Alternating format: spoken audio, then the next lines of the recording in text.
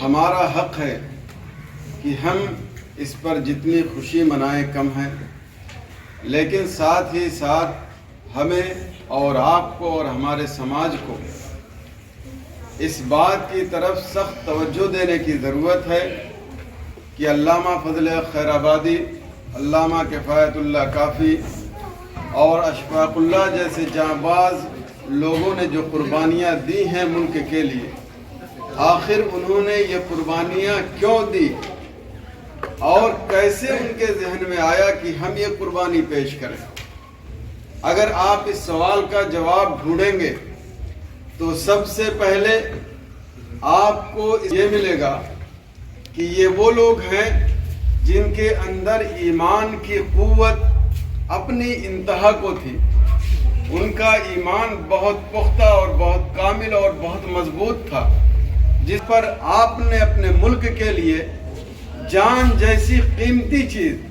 ایک انسان کے اندر سب سے قیمتی چیز اس کی جان ہوتی ہے، لیکن اس کے باوجود اس قیمتی چیز کو اپنے ملک کے لیے قربان کیا۔ اس سے ہمیں اور ہمارے سماج کو یہ پیغام ملتا ہے کہ سب سے پہلے ایک انسان کو اللہ اور اس کے رسول اور قرآن پر اپنے ایمان کو بالکل مضبوط اور پختہ کرنا چاہیے۔ اس کے بعد آپ غور کریں گے تو آپ کو یہ پتہ چلے گا کہ اس قربانی کے پیچھے ایمان کے بعد ان کی تعلیم و تربیت کا بہت زیادہ دخل تھا۔ آپ علامہ فضل حق خیر آبادی کو دیکھ لیں، بہت بڑے عالم اور بہت بڑے مفکر تھے۔ آپ علامہ کفایت اللہ کافی کو دیکھ لیجئے، وہ بھی بہت بڑے عالم تھے، اور اس طرح سے جن علماء نے قربانیاں دی ہیں وہ بھی اپنے دور کے اچھے عالم اور فاضل شمار ہوتے تھے۔ تو اگر آپ کو فکر موٹیویٹ کرنا ہے کسی صحیح بات کی جانب، تو اس کے لیے سب سے پہلے آپ کے سماج کو، آپ کے گاؤں علاقے کے لوگوں کو تعلیم یافتہ ہونا بہت ضروری ہے۔ اسی لیے آج ہمیں سب سے پہلے اپنے بچوں کو بہترین تعلیم و تربیت دینے کی کرنی چاہیے۔ جب تعلیم و تربیت ان کی بہتر ہوگی تو جو بھی اچھا کام، چاہے ملک کے لیے قربانی دینی ہو، چاہے دین مذہب کے لیے قربانی دینی ہو، چاہے اپنے سماج میں بہتری لانی ہو، خرافات کو ختم کرنا ہو، فکری طور پر ہم جہاں آزاد نہیں ہیں، اس فکری طور پر اپنے آپ کو آزادی دلانے کے لیے ہر جہت سے ہمارے سماج کو سب سے پہلے تعلیم و تربیت سے مزین ہونا ہوگا۔ جب تعلیم و تربیت ہمارے اندر لو لیول سے لے کر ہائی لیول تک موجود ہوگی تو انشاءاللہ اس کا رزلٹ بھی دنیا میں بھی بہتر ہوگا اور آخرت میں بھی انشاءاللہ اللہ تبارک و تعالی ہمیں اس کا بہترین نتیجہ عطا فرمائے گا۔ بے شک۔ اور ایمان میں جو پختگی اور مضبوطی آتی ہے، یا کسی بھی معاملے میں اقدام کرنے کے لیے اپنی جان جیسی قربان پیش کرنا ہوتا ہے، وہاں ایمان اور عقیدے کے مطابق عمل اور کردار کا بھی بہت دخل ہوتا ہے۔ مثال کے طور پر علامہ فضل حق خیر آبادی علیہ رحمت و رضوان کو دیکھ لیں، وہ ایمان والے تھے اور تعلیم یافتہ تھے اور با اخلاق اور با کردار تھے۔ اس کے ساتھ ساتھ ایمان کا جو تقاضا تھا کہ نماز پڑھنا،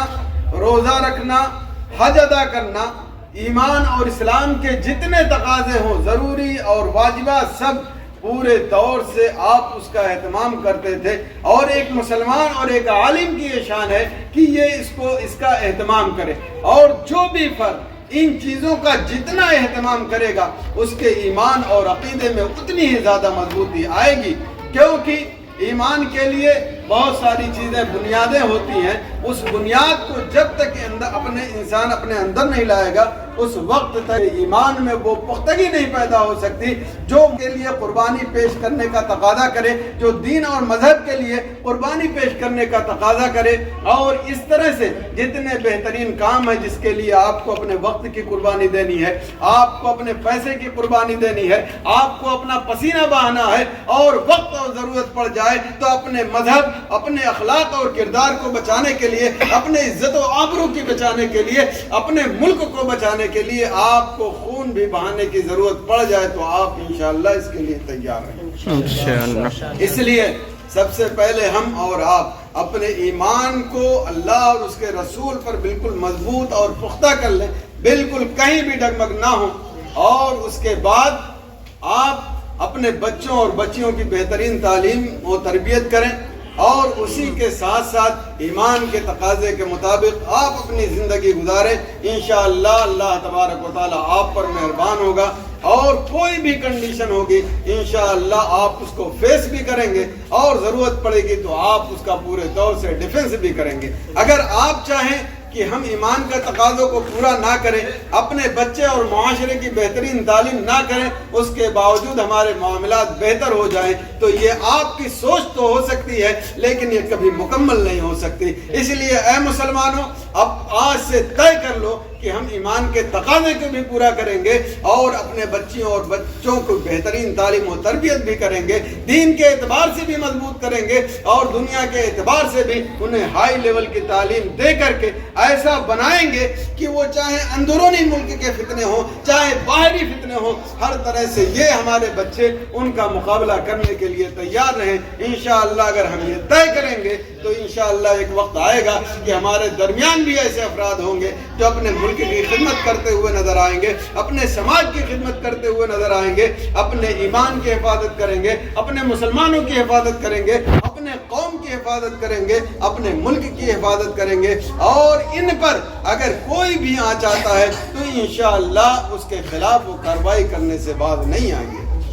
ضرورت اسی بات کی ہے کہ سب سے پہلے ہم اپنے اندر بہتری لائیں، اور ایسے افراد ہمارے اندر پیدا ہوں جو ہر طرح سے ہر مشکل کا مقابلہ کرنے کے لیے تیار ہو۔ اللہ تبارک و تعالی ہمارے ایمان عقیدے کو مضبوط فرمائے، ایمان و عقیدے کے تقاضے کے مطابق عمل کرنے کی توفیق عطا فرمائے، اور ہمارے بچوں اور بچیوں کو بہترین تعلیم و تربیت حاصل کرنے کی توفیق عطا فرمائے، اور ہمارے ذمہ داران کو خاص طور سے ان باتوں کی طرف پوری توجہ دینے کی توفیق عطا فرمائے، اور